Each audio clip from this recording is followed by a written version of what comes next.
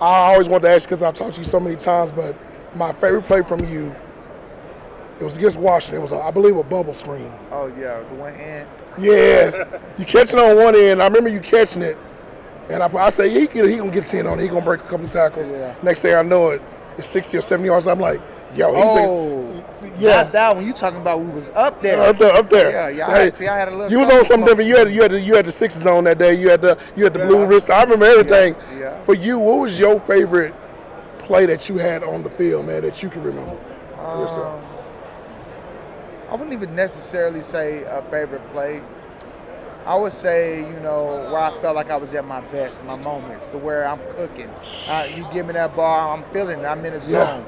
I would say probably 2012, 2014. Mm-hmm. I had some moments to where I had a stretch to where I just felt super unstoppable. And yeah. What about London? London, oh man, I got to. Oh yeah. Chuck, you know the story, right? Yeah. That's the game you went and caught that ball and was like. That Jacksonville game. Yeah. All right, so look, I can't give y'all the whole story, but I'll give y'all a piece of the story. Now, I'm gonna say this, and that's gonna, leave a lot of room for thought. I got drunk every night that I was in London. Every night. There was a lot of crazy shit going on. We're gonna get into that story another time. But and it had a lot to do with my contract. I know the backstory. I know the somewhat. Yeah, so I remember. I was kind of stressed about that. I wasn't a big drinker right at the time. But, I don't know. I turned into an animal. I need to get that stress up off of me.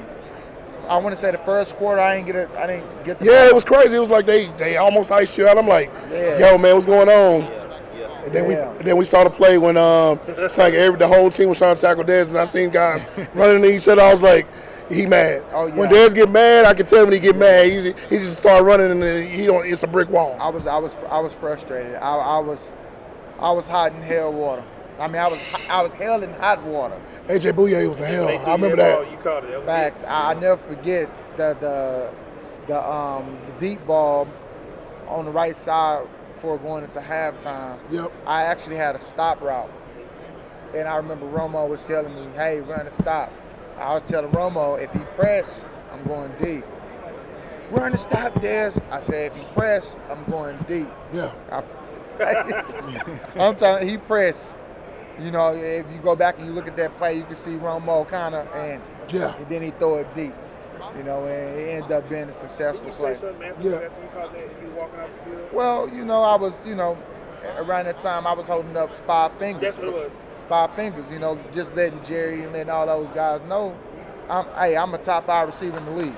Top. I mean, that was at that time. You saw my Twitter rants. Well, it was one. I said 1A, 1B. It was you and Calvin, and I said that on any given Sunday. No, it was him and Calvin. I'm gonna tell you why. There was a fear around the league. I remember talking to guys, and I said, "Yo, this boy's a problem."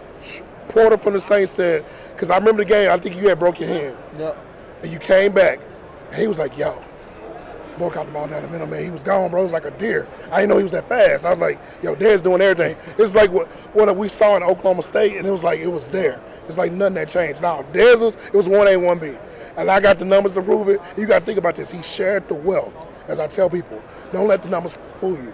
If Jason Witten didn't exist, if he got the same amount of targets as AB and them, the year he went crazy, he had like 136 targets. That's how I know about Hart. He had 136 targets.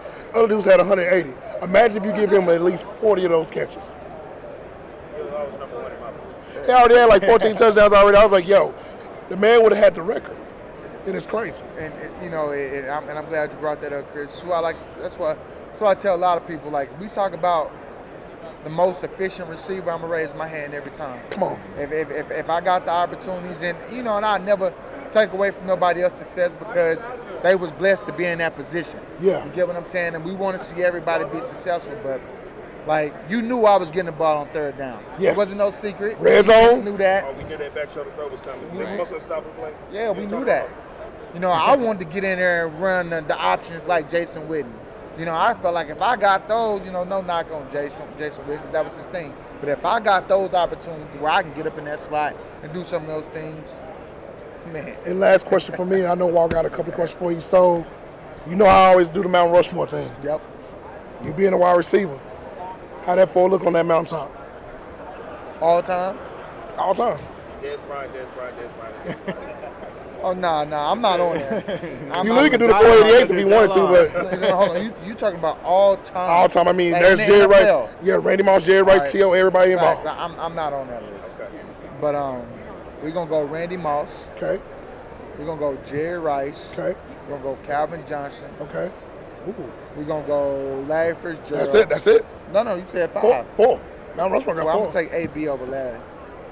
That's easy. That's it. I agree. I mean, I can't argue that.